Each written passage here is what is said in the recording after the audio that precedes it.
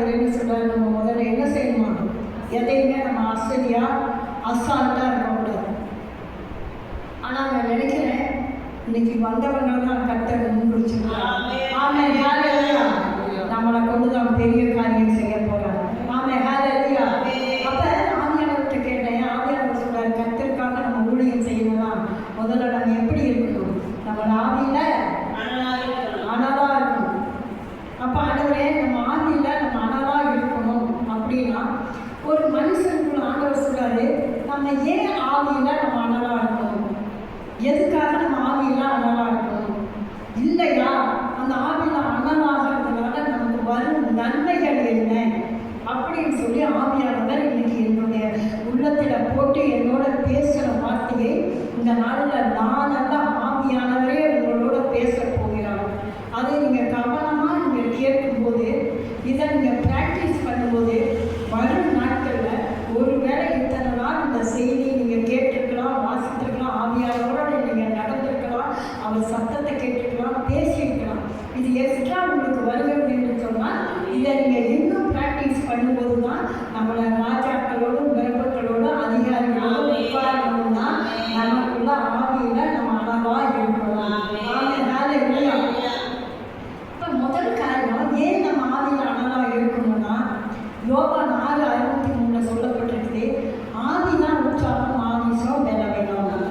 அப்போ நம்ம சரீரத்தில் ஒரு பலம் உண்டாகணும், ஒரு நல்ல புது தெம்பு உண்டாகணும். நம்ம சொல்கிறோம்ல, நல்லா எல்லாம் குடிச்சோம் அதையும் குடிச்சா தெம்பாக இருக்கணும், நல்லா சாப்பிட்டா நான் பலனாக இருப்பேன், இன்னும் கொஞ்ச நாள் ஓடுவேன் அப்படிங்கிறதுக்கு ஒரு பலன், மாமிச பிரகாரமும் பலன் வேணும், ஆவிக்குரிய பிரகாரமும் பலன் வேணும். இப்போ இந்த இடத்துல நான் நிற்கணும்னா நிற்கிறதுக்கு நான் மாமிசத்தில் தான் நிற்கிறேன், நான் ஒன்றும் கடவுள் இல்லையே. அந்த மாமிச சரீரம் நிற்கிறதுக்கும் எனக்கு பலன் வேணும். அதே தேவனுடைய வார்த்தையை போதிக்கிறதுக்கு எனக்கு ஆவிக்குள்ளேயே பலன் வேணும். அப்போ இந்த ரெண்டு பலனும் நமக்குள்ள வரணும்னு சொன்னால் நம்ம முதல்ல ஆவியில் அனல் உள்ள பிள்ளைகளாய் நீங்களும் நானும் வாழணும். ஏன்னா வசனமே சொல்லிடுச்சு யோவான் 6:63 மாமிசம் பலவீனம் உள்ளது அப்படின்னு. அப்போ மாமிசமும் பலவீனமாக இருந்து ஆவி உற்சாகமாக இருந்தால் கொஞ்ச நேரம் ஜெபிக்கிற வரைக்கும் பாடுற வரைக்கும் நம்ம உற்சாகமாக இருந்துட்டு சோர்வடைஞ்சிடும். அதே ஆவியில் நம்ம பலன் இல்லாமல் மாமிசத்தில் நம்ம உற்சாகமாக இருந்தால் அந்த ஆவியானவரோட ஈடு கொடுத்து நம்மளால் போக முடியாது. ஒரு 4 மணி நேரம் கழித்து நம்ம சாப்பிட்டா தான் உயிரோடு இருக்க முடியும், தெம்பு வரணும்னு சொன்னால் அதுவும் நம்ம ரிஸ்க் தான்.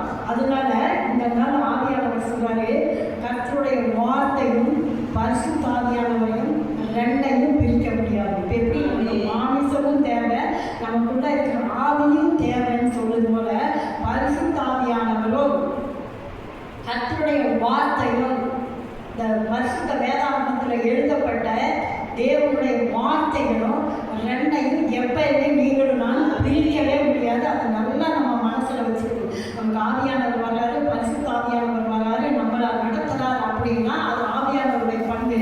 ஆனால் கர்த்தருடைய வார்த்தையை கொண்டு தான் ஆவியானவர் நம்மளை நடத்துகிறாருன்னு நம்ம மறந்துடக்கூடாது. வெறும் அபிஷேகத்திலே போயிட்டு வேதத்தை நம்ம வாசிக்காம விட்டுட்டோம்னா அந்த வேதத்தில் இருக்கிற நன்மை தீமை அறியாமல் நம்ம கால் தவறி தடுமாறி போய் விழுந்துடும். நம்ம கர்த்தருடைய சத்தம் எப்படி கேட்கணும்? கர்த்தருடைய வார்த்தையில தான் அந்த சத்தத்தை கேட்க முடியும். அந்த சத்தத்தை கேட்க நம்ம நடக்கணும்னா அணுகிறது இந்த வேத வசனத்தை நீங்களும் நானும் வாசித்தே ஆகணும். நினைச்சு பாருங்க, ஆவியானவர் நமக்கு கற்றுக் கொடுக்கிறார். அதனால தான் ரெண்டையும் நீங்களும் நானும் பிரிக்க முடியாது. அப்புறம் ரெண்டாவது ஒரு காரியம் எனக்கு ரொம்ப ஆச்சரியமா இருந்தது. இந்த ஆவியில அனலா இருக்கிறது அது என்ன செய்யணும்னா, முதல்ல நம்ம யாரு, நீங்க யாரு, முதல்ல நான் இன்னைக்கு நான் யாரு, இந்த இடத்துல நிற்கிற நான் யாரு, என் குடும்பத்தில் ஒரு தாயா இருக்கிறேன் நான் யாரு, இந்த ஊழியத்தில் கர்த்தர் என்னை வச்சிருக்கிறாரு நான் யாரு, எதுக்கு ஆண்டவர் இந்த பூமியில் என்னை படைச்சாரு, எதுக்கு கொண்டு வந்தாரு, என்ன அவரோட நோக்கம் என்ன அப்படின்னு முதல்ல நான் யாருன்னு நம்ம தெரிஞ்சுக்கணும்னா நம்ம ஆவிக்குள்ள நம்ம ஒரு அனல் இருந்து பரிசுத்தாவியானவரோட நம்ம நடந்தாதான் நம்மளுக்கு. ஏன்னா இப்போ நான் சொல்லுவேன், எனக்கு வயசுக்குள்ள ஆயிடுச்சு, நான் முதிர் வயசில் நான் போயிட்டேன், இது வரைக்கும் நான் ஆண்டவருக்கு நான் ஊழியம் செஞ்சேன், என்னால் இவ்வளவு செஞ்சேன் மட்டும் நான் ஏதோ ஒரு பெருமையாக சொல்லிட்டு நான் போய்கொண்டே இருக்கணும் என்று சொன்னால் உண்மையில் நான் யார் என்று சொல்லி தேவ சமூகத்தில் நம்ம கேட்டால்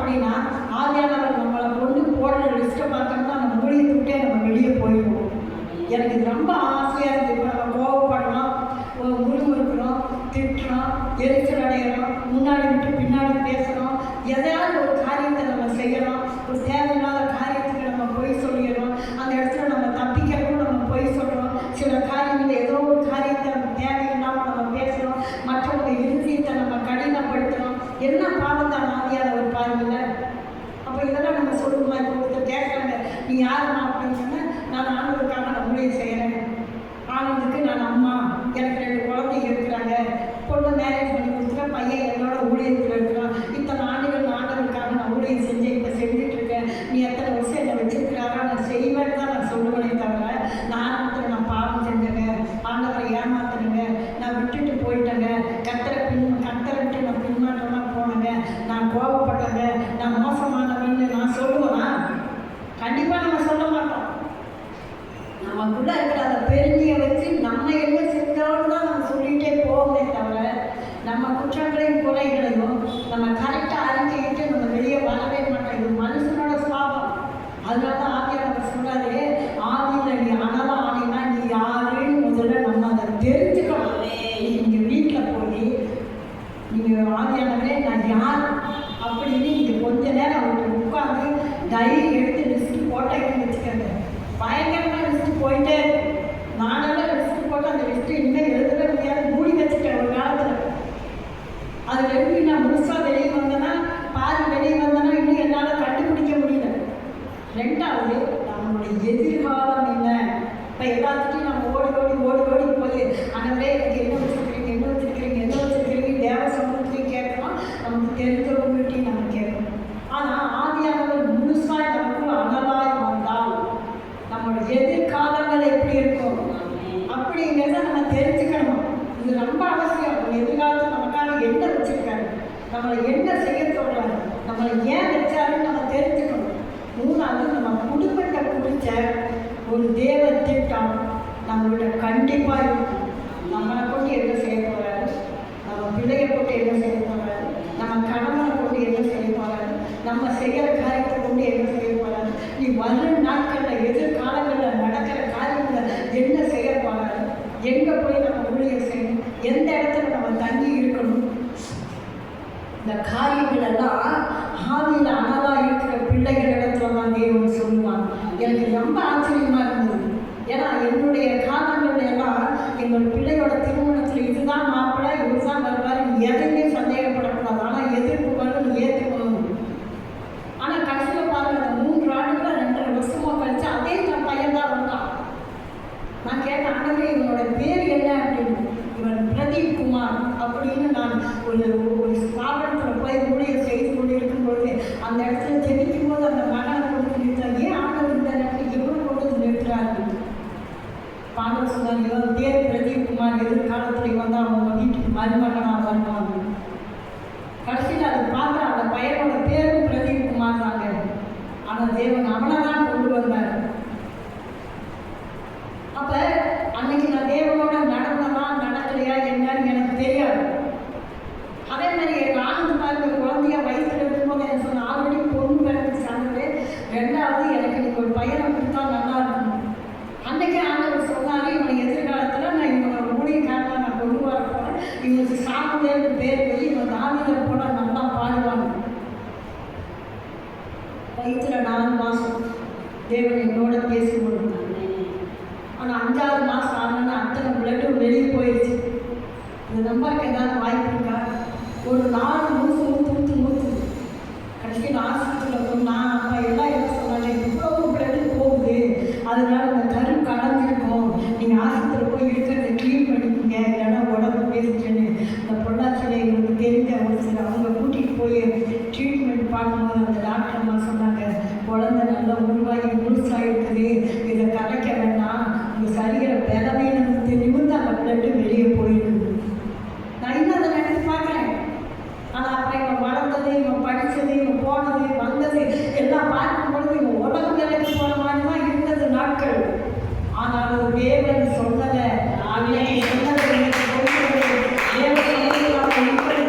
ஒரு ஆராதனை செய்கிற ஒரு மகனாய், ஒரு ஊழியத்தை செய்கிற ஒரு ஊழியக்காரனாய் ஆண்டவரை கொண்டு வந்திருக்காரு. இதெல்லாம் நான் ஏன் சொல்லணும், உலகத்தை பிடிச்ச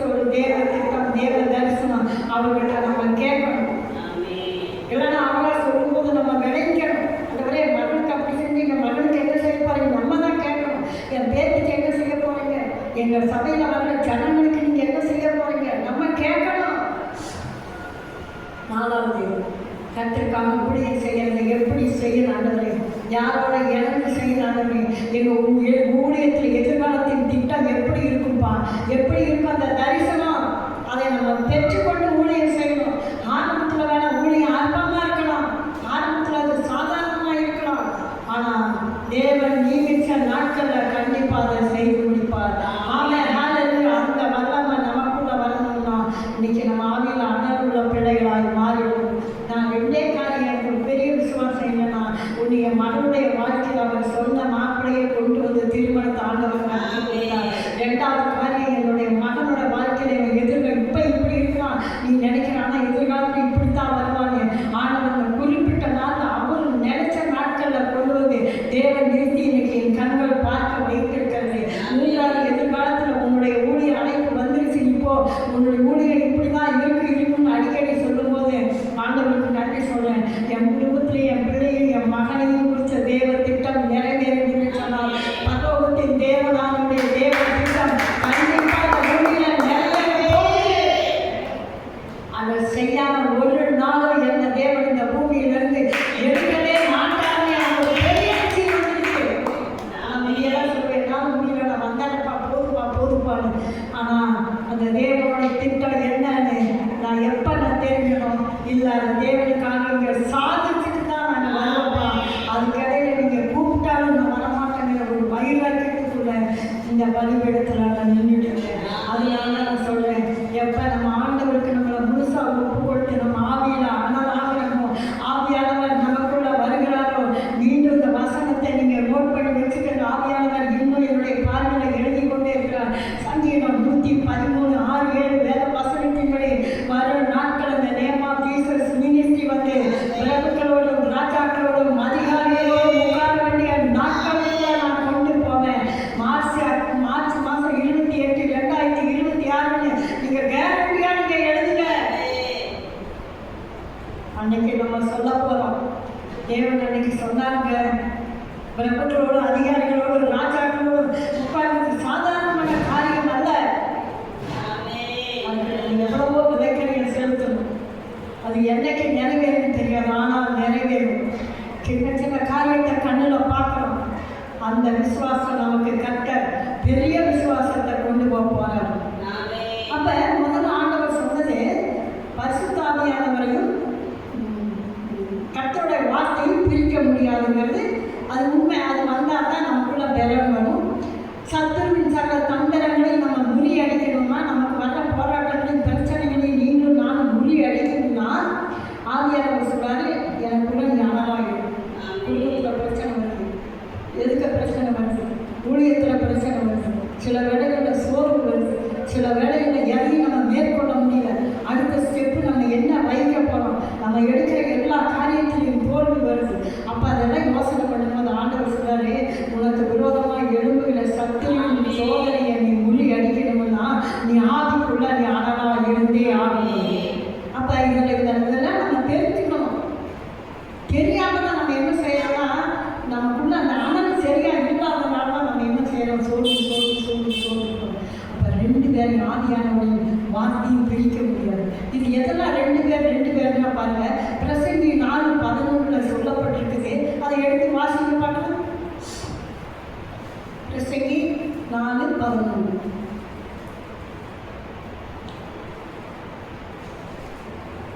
சங்கீதம், நீதிமொழிகள், பிரசங்கி. நீதிமொழிகள் பக்கத்தில் இருக்கு, பிரசங்கி 4:11.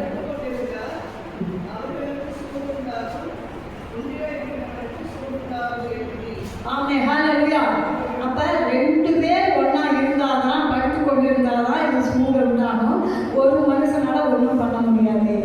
தெரிஞ்சுட்டீங்களா? அப்போ ஒரு கை தட்டினா ஓசை கேட்காது, 2 கையும் தட்டணும். அதனால ஆமோஸ் 3:3 ஆமோஸ் அவ்வளோ அழகாக எழுதுறாரு, 2 பேர் ஒருமனப்பட்டு கையை பிடிச்சி ஒழுங்கா நடந்தாதான் எந்த காரியமும் நம்ம நடக்கும்.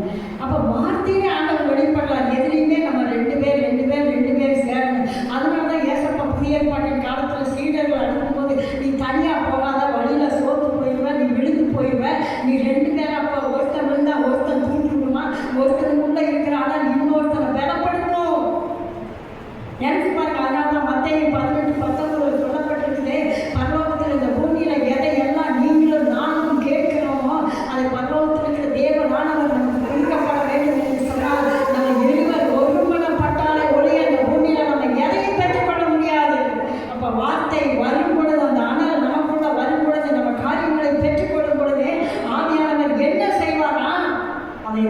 ஜெயமாய் நமக்கு மாற்றி கொடுப்பார். எரேமியா 5:14 சொல்லப்பட்டிருக்கு, உன் வாயில் விட்ட என் வார்த்தையும் அந்த அக்கினியாயாக்க வேண்டும். அப்போ வேத வசனம் கண்டிப்பாக நமக்கு தேவைங்க. இந்த வேத வசன வார்த்தையை நம்ம சொல்லியே ஆகணுங்க, நம்ம படித்தே ஆகணுங்க. அதை நான் விறகாக்குவேன், அதை பச்சிச்சு போடுவோம். அப்போ விறகுங்கிறது அந்த இடத்துல மனுஷனை குறிப்போம். மனுஷனோட காரியங்களெல்லாம் பச்சிட்டு ஆவியானவர் ஒன்றுமே இல்லாமல் போகணும்னா உன் வாயில் விட்ட என் வார்த்தையை நான் அக்கினியாக்குவேன். அப்போ அந்த இடத்துல வார்த்தையும் வேணும், அக்கினியும் வேணும். அது ரெண்டும் இருந்தால் மட்டும்தான் நீங்களும் நானும் எதையும் செய்ய முடியும். அதனால தான் எரேமியா 23:29 சொல்லப்பட்டிருக்கிறது, கர்த்தருடைய வார்த்தையானது கண்மலையும் சம்மட்டியும் பிளக்கிற மண்வெட்டியாயும் இருக்கிறது என்று சொல்லப்பட்டிருக்கிறது. அப்போ அந்த வார்த்தை வந்து கண்மலையை பிளந்துமா, சம்மட்டியை கொண்டு நம்ம எப்படி ஒரு காரியத்தை நம்ம எடுத்து வெட்டி எடுக்கிறோமோ அதே போல கர்த்தருடைய வார்த்தையும் அந்த அதிசயம் ஒரு மனுஷனுக்குள்ள வரும் பொழுது அந்த மனுஷனை ஆண்டவர் ஆவியில் அனல் ஆக்கும் பொழுது அவனால சும்மாவே இருக்க முடியாது. அவளை கொண்டு பலத்த காரியம், பெரிய காரியங்களை ஆண்டவர் செய்வாங்க. ஏசப்பா எவ்வளவு நல்லவர் பாருங்க. அதனால அப்போஸ்தலர் 11:15 சொல்லப்பட்டிருக்கு, அவர்கள் பேச தொடங்கின பொழுதே பரிசுத்த ஆவியானவர் அவர்கள் மேல் அளவில்லாமல் இறங்கினார். பேதர் என்ன பேசியிருப்பார்? கர்த்தருடைய வார்த்தையை கடவுள் மத்தியில் பேசியிருப்பார். அப்போ கர்த்தருடைய வார்த்தையை பேசும்போது நமக்கு என்ன தேவை? ஆவியானவர் இல்லாமல் பேசவே முடியாது. அதனால தான் 2 தீமோத்தேயு 3:16-17 வேத வாக்கியங்களால் தேவ ஆவியினால் அருளப்பட்டு இருக்கிறது என்று சொல்லி, தேவ ஆவியினால் அருளப்பட்ட வேத வசனத்தையும் பரிசுத்த ஆவியானவரை நம்ம எப்பயுமே நம்ம பிரிக்க முடியாது. எனக்கு வேத வசனம் மட்டும் போதும், வாக்குத்தத்தத்தை மட்டும் நான் ஜெபம் பண்ணி அற்புதத்தை பெற்றுக்கொள்கிற ஒன்றுமே பண்ண முடியாது. அவரே எழுதிட்டார். இந்த வார்த்தையை என்னால் எழுதப்பட்டது. வார்த்தையாக இயேசு கிறிஸ்துவானவர் அவர் ஏற்றும் தெட்டு எல்லாமே அவனுக்கு எல்லாமே ஹோலி ஸ்பிரிட்டால தான் நிரப்பப்பட்டது. ஞானஸ்தானம் எடுத்து அவர் மேலே முதல்ல புறாவை போல பரிசுத்தாவியான இறங்கி அவருக்கே ஹோலி ஸ்பிரிட் தேவைப்பட்டார். இந்த பூமியில் உலகத்தில் இவ்வளவு பாடுகள் நிறைந்த, இவ்வளவு பிரச்சனை நிறைந்த உலகத்தில் வாழ்கிற நீங்களும் நானும் எவ்வளவு நம்ம ஆவியானவரை நம்ம இடங்களுக்கு இன்னைக்கு நம்ம வரவேற்கணும். யோவான் 3:34 சொல்லப்பட்டிருக்குது, தேவனால் அனுப்பப்பட்ட மனுஷன் தேவனுடைய வார்த்தைகளை பேசுகிறார், தேவன் அவருக்கு தம்முடைய ஆவியை அளவில்லாமல் கொடுத்திருக்கிறார். ரொம்ப ஆச்சரியமா இருக்குதுங்க வேத வசனத்தை ஆவியானவர் நம்மளை நடத்தும். அப்போ நம்ம தேவனுடைய பிள்ளைகளாக இருந்தால், தேவனுடைய மனுஷனாக இருந்தால், கர்த்தருடைய வார்த்தையை அறிவிக்கிற பிள்ளைகளாக இருந்தால், கர்த்தருக்காக வைராக்கியமாக நின்று ஜெபிக்கிற பிள்ளைகளாக இருந்தால், தேவனுக்காக ஊழியம் செய்கிற பிள்ளைகளாக இருந்தால், எதை நம்ம நீங்களும் நானும் செய்தாலும் ஆவியானவரோட துணை இல்லாமல், அவரோட வார்த்தை இல்லாமல் நம்மளால் ஒன்றுமே பண்ண முடியாது. அதனால தான் ஆவியானவரை சொல்றாரு, என்னுடைய ஆவியை நான் அளவு இல்லாமல் அவங்க மேலே நான் ஊற்றப்போறேன். அதனால தான் இன்னைக்கு ஆவியானவர் சொன்னார், அளவு இல்லாமல் நான் பறந்துட்டா நான் ஊற்ற போறேன். மரியாதை சொல்லிட்டாங்க, நல்லவர். இதை நான் சிந்தித்துக் கொண்டு இருக்கும் பொழுது என்னுடைய மனசு ஆவியானவர் ஒரு வார்த்தையை போட்டார். எனக்கு அது ரொம்ப ஆச்சரியமா இருக்கு. எப்படின்னா, வீட்டில் போய் படித்து பாருங்க. அப்போஸ்தலர் 6:7 வரைக்கும் அப்படியே போடாமல் வீட்டில் போய் படித்து பாருங்க. அதில் அப்போஸ்தலர் நடவடிக்கையில் அந்த காலங்களில் ஊழியம் செய்கிற பிள்ளைகள், பந்தி விசாரணை செய்கிற பிள்ளைகள், இந்த சேர் போடுறவங்க, ஆண்டவருக்காக எதையாவது ஒரு காரியத்தை செய்கிற பிள்ளைகள், ஜெபிக்கிற பிள்ளைகள், ஊழியம் செய்கிற பிள்ளைகள் எல்லாரும் எப்படி இருக்கணுமா? பரிசுத்த ஆவியில முதல்ல நிரம்பி இருக்கணுமா? நற்சாட்சி பெற்றவங்களா இருக்கணுமா? ஞானத்தில் நிறைஞ்சவங்களா இருக்கணும். அப்புறம் தான் ஆண்டவருக்காக ஊழியம் செய்யணும். அது அப்போஸ்தலர் பவுல்கிட்ட ஆவியானவர் சொல்றாரு, ஒரு 12 பேரை நீ செலக்ட் பண்ணி எடுத்து அவங்களுக்குள்ள ஆவியானவர் இருக்கிறாரா, அவங்களுக்குள்ள சரியான ஞானத்தால் இந்த வேலையை செய்கிறாங்க, இல்லை அவங்க வாழ்க்கையில் ஒரு நற்சாட்சி இருக்கா, அப்படி நீ செலக்ட் பண்ணி எடுத்து ஊழியத்தை செய்வாரு. கண்டிப்பாக அந்த ஊழியம் வளரும், பெருகும் சொல்லியாரு. இந்த எனக்கு திடீர்னு இந்த செய்தியில் இடையில ஆவியானவர் என்னை நடத்தணும்னு நான் எடுத்து நல்லா படித்து பார்த்துட்டு என்ன யோசனை பண்ணலாம், ஆண்டவரே அப்போ ஊழியம் பெருகணும், ஒரு வளரணும்னா நம்ம முதல்ல 12 பேரை செலக்ட் பண்ணணும். அந்த 12 பேரை செலக்ட் பண்ணும்போது அவங்களுக்குள்ள அபிஷேகம் இருக்கா அப்படின்னா இருக்குதா இல்லையா நமக்கு தெரியாது. ஆனால் அபிஷேகத்துக்குள்ள ஆவியானவர் இறங்கி கொடுத்துருவார். ஏன்னா அவங்க கேட்டால் கொடுத்துருவார். ஞானம் நமக்கு சுத்தமாக இருந்தால் கேட்டால் அவர் கொடுத்துருவார். ஆனால் அந்த 3வது அந்த நற்சாட்சி பாருங்க, அது எனக்கு ஒரு மாதிரி கொஞ்சம் இடமெல்லாம் பயமாக தான் இருந்தது. நல்ல சாட்சி உள்ளவங்களாம் ஆண்டவர் எடுத்து சொல்கிறாங்க. குடும்பத்தில் சாட்சி இருக்கா, ஊழியத்தில் சாட்சி இருக்கா,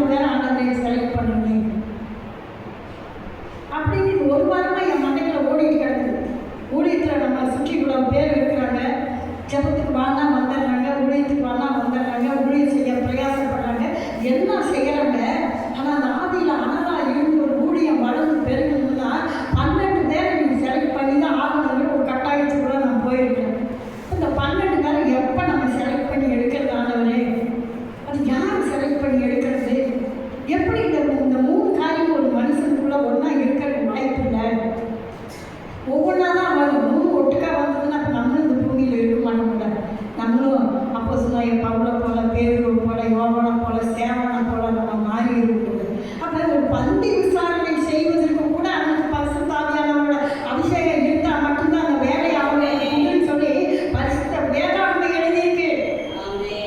நீ சேர் போடுறியா, நீ பாய் போடுறியா, நீ கூட்டுறியா, நீ ஃபேன் ஆஃப் பண்ணுறியா, லைட்டை போடுறியா, கூட்டுறியா, துடைக்கிறியா, என்ன வேலை நீ செய்தாலும் உனக்குள்ள ஆவியானவர் முதல்ல இருக்கிறார். அந்த வேலையை செய்யலன்னா நீ செய்யாதக்கிற மாதிரி ஆவியானவர் கொண்டு போறாரு. ஏன்னா ஏசப்பா மனம் எனக்கே நம்மளை ஏற்றிட்டு பரவாயில்ல, என் பிள்ளை அழுகுது, அவசரப்பட்டு ஓடி வந்துருச்சு, வீட்டு வேலையெல்லாம் போட்டுட்டு வந்துருச்சு, என் பிள்ளை செய்து இறக்கப்பட்டுருவாரு. ஆனால் ஆவியானவர் எந்த விஷயத்திலையும் அவர் இறக்கப்பட மாட்டாருங்கிறது இன்னைக்கு நான் செய்தி எடுத்தோன்னு உணர்ந்தனோ இல்லையோ, இந்த இடத்துல வந்தால நான் உணர்றேன்.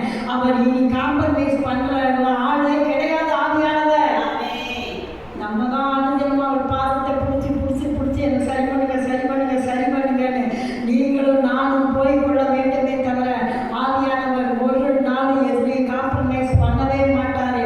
அவர் நம்மளோட ஈடு கொடுத்து அவர் வரவே மாட்டார். நம்ம தான் அவர் கையை பிடிச்சி அவர் பாதத்தை பிடிச்சி கெஞ்சி அழுது ஓடி போய் நீங்க சொன்னீங்களே செய்யுங்க செய்யுங்க செய்யுங்கன்னு நம்ம போகணுமே தவிர அவர் நம்ம ஒரு வெளியில் ஒரு புத்தகத்தில் எழுதினார். அவர் சொல்லியிருக்காரு, ஏசப்பாவை கூப்பிட்டா எப்பனாலும் வந்து நமக்கு இறக்கம் பாராட்டிடுவாரு.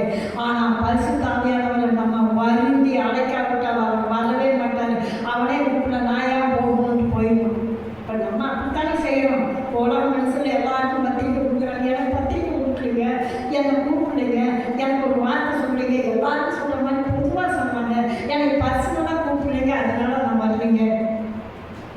எவ்வளோ சாக்கு சொல்கிறோம்.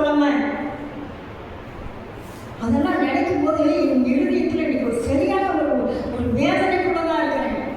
அதனாலே என்னமோ ஆவியானவர் சொல்லிக்கொண்டே இருக்காரு, நான் வந்தவங்ககிட்ட நான் பர்மனெண்ட்டாக தங்க போகிறேன், நேம் ஆஃப் ஜீசஸ் மினிஸ்ட்ரியில் நான் பர்மனெண்ட்டாக தங்க போகிறேன், இந்த ஊழியத்தில் பர்மனெண்ட்டாக நான் தங்க போகிறேன், பிரபுக்கள் ராஜாக்கள் அதிகாரிகளை கொண்டு வந்து பர்மனெண்ட்டாக நான் செய்ய போகிறேன். ஐயோ இந்த நாளை நான் இழந்துட்டேன் வருத்தப்படக்கூடிய எவ்வளவோ பேர் இருக்க வேண்டிய கட்டாயத்துக்குள்ள நீங்களும் நானும் தள்ளப்பட போகிறோம். சின்ன ஊழியமா பெரிய ஊழியமா, சின்ன அழைப்போ பெரிய உழைப்போ, சின்ன ஜபமா பெரிய ஜபம், 1/2 மணி நேரமோ 1 மணி நேரமோ நம்ம போகலாமே. உலக காரியம்னா அன்றைக்கி நம்ம ஓடி இருக்க மாட்டோமா? சரீர பலவீனத்தை கூட பொருட்படுத்தாமல் நம்ம போயிருக்க மாட்டோமா? ஏன் நான் கடிந்து கொள்றேன்னு நீங்கள் வருத்தப்படாதீங்க. வருத்தப்பட்டாலும் நான் கவலைப்பட மாட்டேன். ஏன்னா ஊழியத்தை செய்வதற்கு இந்த வசனங்களை எடுப்பதற்கு நாங்கள் குடும்பமாக எவ்வளவு பிரயாசப்பட்டிருக்கோம் தேவனுக்கு மட்டும்தான் தெரியும். நம்ம நல்லா இருக்கணும், ஊழியர் நல்லா இருக்கணும், நம்ம பிள்ளைகள் நல்லா இருக்கணும், எல்லாம் நல்லா வளரணும். இந்த மாதிரி இதெல்லாம் சில வேலைகள் நமக்கு கிடைக்காது. நம்மளோட குடும்பங்களில் இருக்கிறவங்க இதை பெற்றுக்கொள்ளாமல் நம்ம குடும்பத்தில் போய் என்ன நல்ல சாட்சியை நம்ம வாழ போகிறோம்? யார் நமக்கு பர்சனலாக உட்காந்து சொல்லிக் கொடுக்க முடியுமா? நிர்விசாரமாக இருக்கணும், நிறைய காரணங்கள் சொல்லணும். ஒரு கல்யாணத்துடைய காரணம் சொல்லுவோமா? நினைச்சு பாருங்க, நான் பேசணும்னு நினைக்கலாம், ஆனால் ஆவியானவர் பேச வைக்கிறாரு. ஒரு திருமணத்துக்கு நம்மளை கூப்பிட்டுருப்பாங்க, ஒரு ஜீப் கெஸ்டாக கூப்பிட்டுருப்பாங்க, காரணம் சொல்லுவோமா? எல்லா வேலையும் ஒதுக்கி வச்சுட்டு நம்ம போவோம். முக்கியமான காரியம், தவிர்க்க முடியாத ஒரு காரியம், உடம்பு பலவீன ஒரு காரியம், ஹாஸ்பிட்டலில் நம்ம அட்மிட் ஆகிருக்கிற ஒரு காரியம், இதை நம்மளால் தவிர்க்க முடியாது. நார்மலான ஒரு காரியத்தை நம்ம எல்லாவற்றையும் தவணை சொல்கிறோம் அப்படின்னா கர்த்தர் அதையும் நியாயத்தில் கொண்டு வந்து நிறுத்துவார்னு நீங்களும் நானும் மறந்துடவே கூடாது. அதனால அவர் சொல்கிறார், தேவனால் அனுப்பப்பட்ட ஒரு மனுஷனிடத்தில் தேவனுடைய வார்த்தையை தான் நான் கொடுப்பேன், அவ்வளோதான் நான் ஆதியில் அளவிடாமல் நான் நிரப்புவேன் இருக்காரு. எல்லாரும் நம்பி இப்போ என்ன நம்பி கொடுப்பேன் அவர் சொல்லலை. நான் யாரை அனுப்பினோ, யாரை செலக்ட் பண்ணனோ, யாரை தெரிஞ்சு பண்ணனோ அவங்கக்கிட்ட தான் நான் கொடுப்பேன் இருக்காரு. இப்போ ஊழியத்தை செய்கிற நீங்களும் தான் நம்மளை செலக்ட் பண்ணியிருக்காரு, நம்மளை நம்பி நீ கொடுக்க போகிறாரு. அதுக்கு நம்ம உத்தரவாதம் எடுக்கணும். எல்லார் கையிலும் எல்லாரும் நம்பி கொடுக்க மாட்டார். உலக மனுஷன் கையில் கொடுப்பாரு, கடவுளோட வேலையை கடவுளுக்கு செய்கிற பிள்ளைகள் கையில் கொடுப்பாரு. அதில் நம்ம எப்படி இருக்கிறோன்னு பார்த்து அவருடைய வார்த்தையும் அவருடைய ஆதியும் நமக்கு அளவில்லாமல் கொடுக்க போகிறாரு. அப்போ ஆதியை நம்ம கேட்டால் அவருக்கு 12 பேரை செலக்ட் பண்ணி 12 பேர்த்துக்குள்ளே இருக்குதா பார்த்து எடுத்து எல்லாம் செய்யணும் அப்படின்னு சொன்னான்.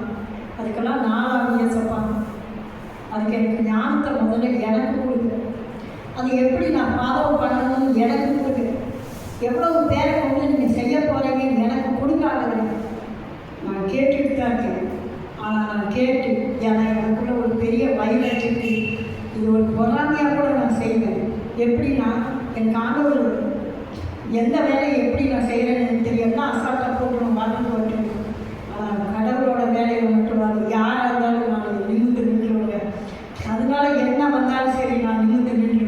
எனக்கு அப்படி ஒரு வைராகி இருக்குது.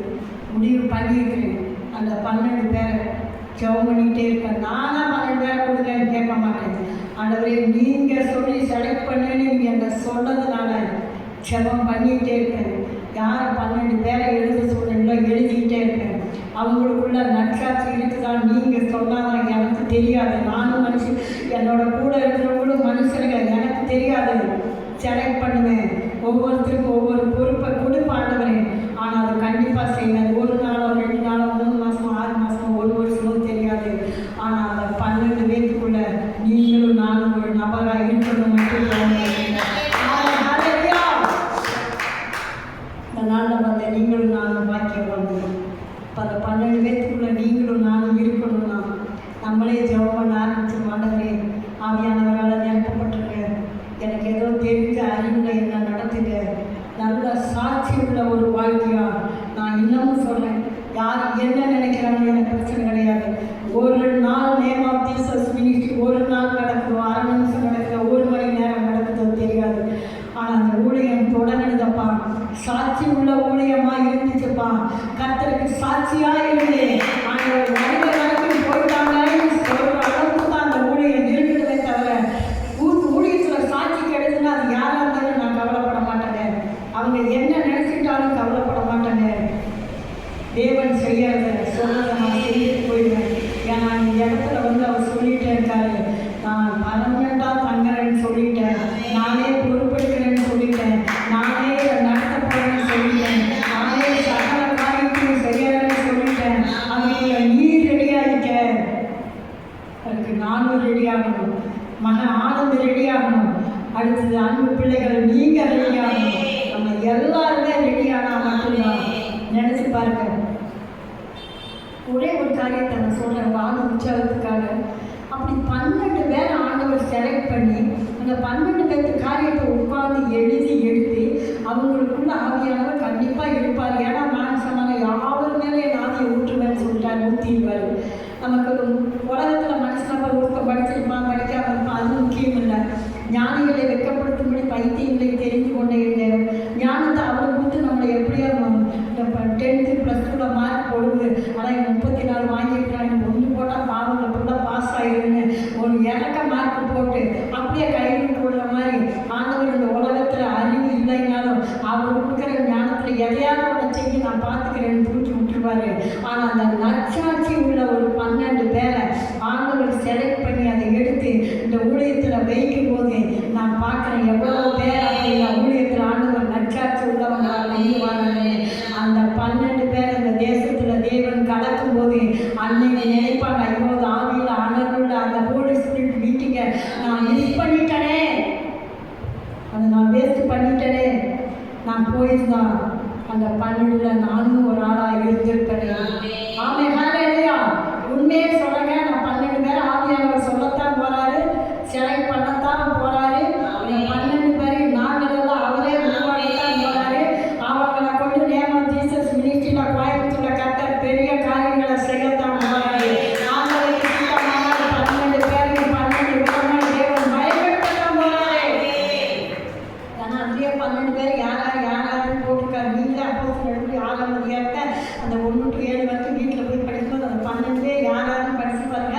அந்த 12 பேர் என்ன ஊழியத்தில் அப்போஸ்தலர் பவுலோட சேர்ந்து செஞ்சாங்கன்னு நீங்களே பார்த்தீங்கன்னா உங்களுக்கு தெரியும். அது வீட்டில் போய் பார்த்து படித்து கொஞ்சம் சிந்திங்க.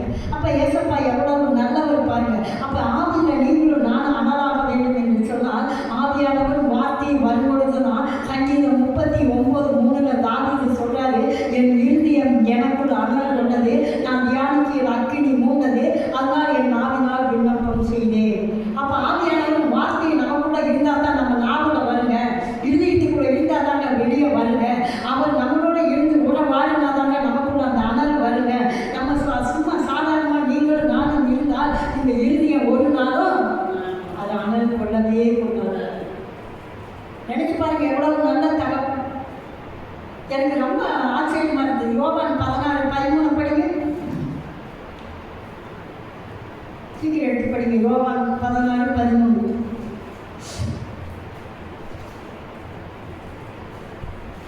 லெஃப்ட் சைடில் மேலே இருக்குமா?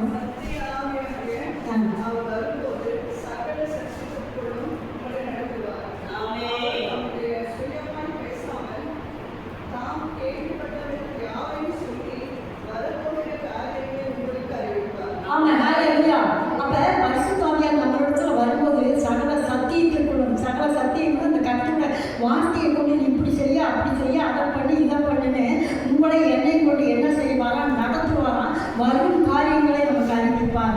அப்படியே சொன்னோம்ல, நம்ம யாரு, நம்ம எதிர்காலம் எப்படி, நம்ம குடும்பத்தோட தரிசன திட்டம் எப்படி, நம்ம ஊழியத்தோட வளர்ச்சி எப்படி நம்ம தெரிஞ்சுக்கணும் அப்படின்னா ஆவியானவரும் கர்த்தருடைய வார்த்தை நமக்குள்ள இருக்குமானால் வரும் நாட்கள் ஆவியானவரே சொல்லுவாரு, இந்த வரும் காரியங்கள் இப்படித்தான் இருக்கு, இதை செய்ய, இப்படி பண்ணு அப்படி பண்ணின்னு நமக்கு சொல்லி கொடுப்பாங்க. அதனால யோவான் 14:26 சொல்லப்பட்டிருக்கு, ஆவியானவர் நம்ம மறந்தாலும் நம்மளை நினைவூட்டுவாங்க. ஒரு காரியத்தை சொன்னனே, இப்படி ஒரு ஊழியத்தை செய்ய சொன்னனே, இந்த இடத்துல போய் இந்த நபரை பார்க்க சொன்னனே, இன்னாரை இன்வைட் பண்ண சொன்னனே, அவங்களோட எதிர்காலங்கள் இப்படி இருக்குதுன்னு நான் சொன்னனே, உண்மையில சொல்றேங்க, என் பிள்ளைகளை குறித்த எதிர்காலமெல்லாம் கர்த்தர் எனக்கு அனுதினமும் சொல்லிக்கொண்டே தான் இருக்கிறார். அதனால என் மகனை குறித்து நான் உண்மையிலே நான் சொல்றேன், கவலைப்படவே மாட்டேன். நான் இருந்தாலும் இல்லாட்டியும் தேவனுக்காக நான் ஒரு நிமிஷம் நின்னனோ, அரை நிமிஷம் நின்னனோ, உண்மையா செஞ்சனோ தப்பா செஞ்சனோ எனக்கு தெரியாது. ஆனால் அவனை கொண்டு கர்த்தர் இன்னும் பட்டணத்துல பலத்த காரியம் செய்வார். அது என் மகன்களுக்காக நான் சொல்லலை, அவன் கர்த்தருக்குள்ள அர்ப்பணிச்சதுனால நான் சொல்றேன். அவருக்காக அவனை ஆண்டவர் தான் அவனை செலக்ட் பண்ணி எடுத்தாரே தவிர என்னால் அவனை உருவாக்கி எடுக்கவே முடியல. எடுத்து பாருங்க. அப்ப அந்த தரிசனம், அந்த தேவ திட்டம் வரலாம், எதிர்காலத்துல கர்த்தர் அதை நினைவூட்டுவார் நமக்கு. அன்னைக்கு நான் சொன்னேன், நான் செஞ்சுட்டேன் அப்படின்னு. நினைச்சு பாருங்க, ஏசப்பா எவ்வளவு நல்ல தகப்பன். அப்ப அந்த வேத வசனம் ஆவியானவர் டெய்லி வேத வசனத்தை வாசித்து கொண்டே இருந்தவங்க ஆவியானவர் இதுல என்ன சொல்றீங்க, இதுல என்ன சொல்றீங்க, சொல்லிக் கொடுங்க சொல்லிக் கொடுங்க சொல்லிக் கொடுங்க. நீங்களும் நானும் போய் கொடுத்துதான் இருக்குங்க. ஏசப்பா எவ்வளவு நல்லவர் பாருங்க. அதே மாதிரி பாருங்க, 2 கொரிந்தியர் 12:1-2-3 படிச்சீங்கன்னா அப்போஸ்தலனாகிய பவுல் சொல்றாரு, நான் 3ஆம் வானம் வரைக்கும் நான் எடுக்கப்பட்டேன். அந்த இடத்துல போய் மனுஷன் பேசப்படாத பாஷைகளை பேசி அங்கே இருக்கிறவங்க எல்லாம் எப்படி இருந்தாங்கன்னா ஒரு தரிசனம் பார்த்துட்டு வந்தாங்க. எப்படி இந்த பூமியில நம்மள மாதிரி இருக்கிற மனுஷன் பார்த்துருப்பாரு. அவர் அறையில் உட்காந்து முழங்கால் போட்டு ஜெபம் பண்ணியிருப்பாரு. ஆவியில் அனலாயிருப்பாரு. அந்த ஆவியை வந்து அவர் பரலோகத்துக்கு கொண்டு போயிருப்பாரு. ஆவிக்குள்ள அனல் ஆகாம ஒரு மனுஷன் பரலோக தரிசனத்தை பார்க்கிறதோ கொண்டு. இப்போ நான் உட்காந்துட்டு இருக்கேன், ஆண்டவர் சங்கீதம் 113:7-8 சொல்லு அப்படின்னு என் கண்களுக்கு முன்னாடி அழகாக எழுதிக்கிட்டே இருக்காரு. என் காதில் சத்தம் கேட்டுக்கிட்டே இருக்குது. அப்போ நம்ம ஆண்டுக்குள்ள நம்மளை கரெக்டாக நடத்துகிறாரு நடக்கணும். அதை நம்ம விளைவிக்கணும். ஒரு தடவை இல்லையா இது சரியா சரியான்னு 2வது தடவை கேட்டுட்டு நம்ம வார்த்தையில் விடும்போது தேவன் அந்த இடத்துல மகிமைப்படுறாரு. இப்போ பவுலே சொல்றாரு, பரலோகத்துக்கு நான் எடுத்துக்கொள்ளப்பட்ட பொழுது அங்கே நான் ஆவியில் இருந்தேனா, மானசத்தில் இருந்தேனா, எப்படி இருந்தேன்னு எனக்கு தெரியல. அதெல்லாம் நினைக்கும் போது எவ்வளோ ஒரு ஆச்சரியமான காரியமாக இருக்கு. நினைச்சு பாருங்க, இந்த காரியங்களெல்லாம் என்னைக்கு நீங்களும் நானும் பெற்றுக்கொள்ளும். வாரம் ஆலயத்துக்கு வரும், மாதம் நடக்கிற கூடியைக்கு வரும், வீட்டில் ஜபம் நடக்கிறத பார்க்கணும், வெளியிடங்களில் நடக்கிற ஊழியங்களை பார்க்கணும், எல்லா இடங்களுக்கும் போகிற வரும். 4 பேர் சொல்கிறத நம்ம கேட்கணும். நம்ம என்னைக்கு அது மாதிரி மாறணும்? உங்களுக்கு அந்த வாஞ்சிருக்கா? அந்த மாதிரியே நான் எல்லா ஜபத்துக்கும் போகிறப்பா, எல்லாரையும் நான் நடத்துகிறப்பா, ஒரு ஜபத்தையும் நான் மிஸ் பண்ணுறதில்லப்பா, பைபிள் படிக்கிறது மிஸ் பண்ணுறதில்லப்பா. ஆனால் நானும் அவங்கள மாதிரி செஞ்சேன் அப்படின்னு என்னைக்கு நம்ம சொல்கிறது? நம்மளை வந்து என்ன கொடுத்தாலும் அதை நம்ம செய்யறதுக்கு நம்ம ரெடியாக இருக்குங்க. நம்ம செய்கிற பிள்ளைகளாக இருக்குங்க, அதுபடி நடக்கிற பிள்ளைகளாக இருக்குங்க. இன்னும் நம்ம குழந்தைகளை போல பாடம் குடிச்சுக்கிட்டே நம்ம உட்காந்துருக்கக்கூடாதுங்க. ரசிக்கப்பட்டு ஞானஸ்தானம் எடுத்து புதுசாக ஆலயத்துக்குள்ள வரவங்க தாங்க குழந்தைங்க. வருஷம் 4 வருஷம் ஆச்சு, 10 வருஷம் ஆச்சு, 15 வருஷம் ஆச்சு, இன்னும் நான் குழந்தையாகவே இருந்துட்டு இருக்கிறேன்னு நம்ம சொன்னால் எப்படி? நினச்சி பாருங்க. ஏன் இந்த வார்த்தையெல்லாம் வருதுன்னு எனக்கும் தெரியல. இதெல்லாம் என் ஆவியானவர் எழுத வைக்கவே இல்லை. குழந்தையாகவே நம்ம இருக்கக்கூடாதுங்க. பால் குடிக்க வேண்டிய நேரத்தில் மட்டும்தாங்க பால் குடிக்கணும். சாப்பிட வேண்டிய ஒரு வயசு வந்துருச்சுன்னா நம்ம சாப்பிட ஆரம்பிச்சிருங்க. பறக்க வேண்டிய நேரம் வந்துருச்சுன்னா நம்ம பறந்துடுங்க. அது வந்து ஒரு குறிப்பிட்ட வயசு வச்சுருக்காரு. ஒரு குழந்தை 1 வயசு வரைக்கும் தான் பால் குடிக்கும். 2 வயசில் அதுக்கப்புறம் சோறு விட்டு ஆரம்பிச்சிருவாங்க அந்த குழந்தைங்க. 5 வயசு ஆச்சுன்னா அதே போட்டு சாப்பிட ஆரம்பிச்சிடும். ஒரு 10 வயசு ஆனோன்னா அது சுறுசுறுப்பாக அது அம்மா என்ன வேலை செய்ய அதை எடுத்து எதையா நம்ம செஞ்சுட்ருக்குங்க. 15 வயசு ஆனோன்னா அவன் மாறி பண்ணான்னு அவனால் என்ன வேலை செய்ய முடியுமோ உலக வேலையை அவன் போய் கடினமாக செஞ்சு சம்பாதிச்சு எதையா கொண்டு வந்து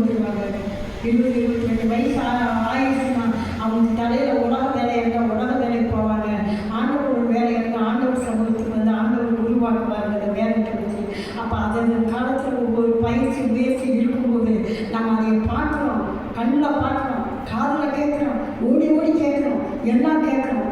ஆனால் அந்த நடைமுறையில் என்னைக்கு வரணும்னு நம்ம வைராக்கியமாக எழுதணும்.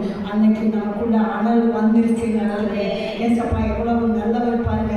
அதனால வெளிப்படுத்தின 1 அந்த 1வது 10வது வரைக்கும் வீட்டில் போய் படிச்சு பாருங்க.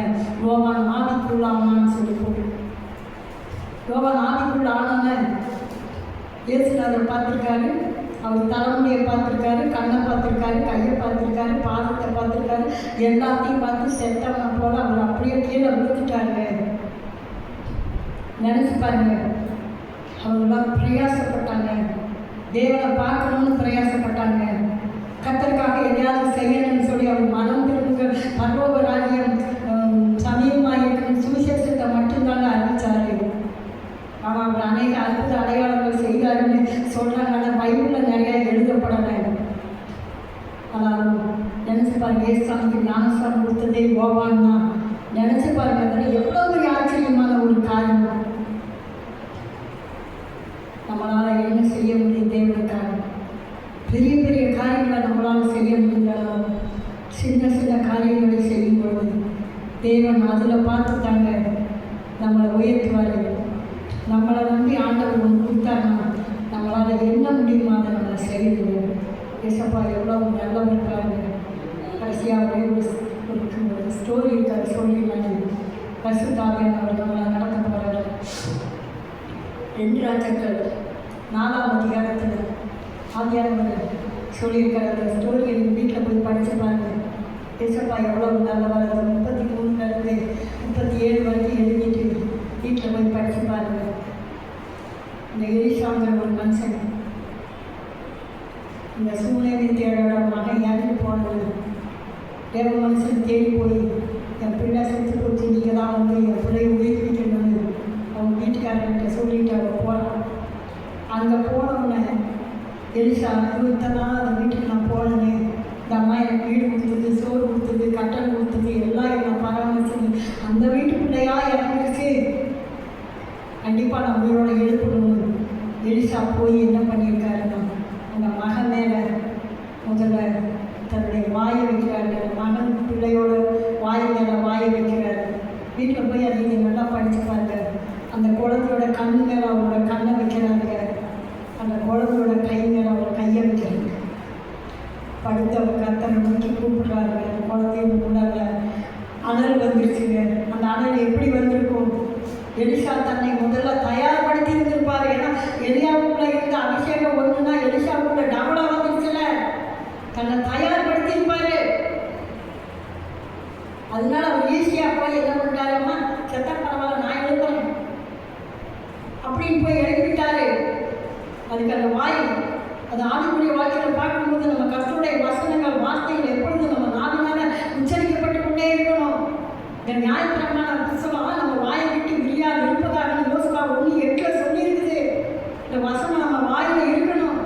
அதனால எலிசாவி அந்த ஊர் மக்கள் பார்க்கும்போது இவங்க தேவனுடைய மனுஷன், இவங்களோட வாயில் தேவனுடைய வார்த்தை தான் இருக்குது, இவங்க உண்மையானவர்கள் ஊர் சாட்சி கொடுத்தது. இந்த கண்ணு பாருங்க, எலிசா கர்த்தரை பார்க்குற மாதிரி தேவன் எப்படி பார்க்குறாரோ அப்படி பரிசுத்தமாக எலிசா அந்த குழந்தைய பார்த்துருப்பாரு. அந்த கண்ணை எடுத்து ஏசப்பா அது என் கண்ணில் அது உங்கள் கண்ணுன்னு வச்சு பார்த்துருப்பாருங்க. இந்த கையை அதே மாதிரி தான் பாருங்க, இது ஏன் கையிலப்பா. அப்போஸ்தலர் 19:11 சொல்லப்பட்ட பிரகாரம் பவுலின் கருத்தில் பலத்த அற்புத அடையாளங்கள் செய்திருப்பாங்க. இந்த கையை அந்த மகன் மேலே வைக்கிற இந்த அற்புதம் செய்யுது ஏன் கையிலப்பா, இது உங்கள் கைன்னு சொல்லி அவர் அர்ப்பணிச்சிருப்பாரு. அதனால ஏசாயா 6ஆம் அதிகாரத்தில் 6-7 பார்த்தீங்கன்னா ஏசாயாவுக்கே அந்த ஆவியானவர் வந்து தான் ஒரு குரலில் அக்கினி எடுத்துட்டு போய் நாளை தொட்டோன்னு தான் அவருக்கே தெரியுது நம்ம பாதியாக இருக்கணும்.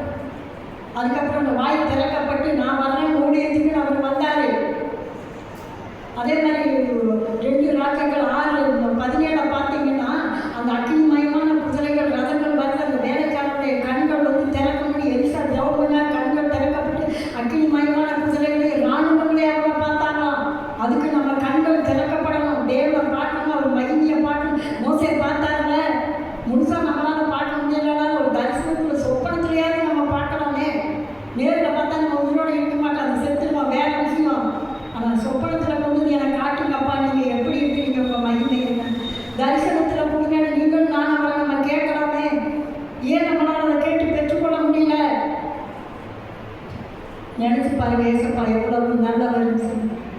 அந்த கைகள் பவுலின் கருத்தினால் செய்த அதே அற்புத அடையாளத்தை எலிசாவுடைய கருத்துக்குள்ள அந்த பையன் மேல வச்சவனை எப்படி எழுதினாரு.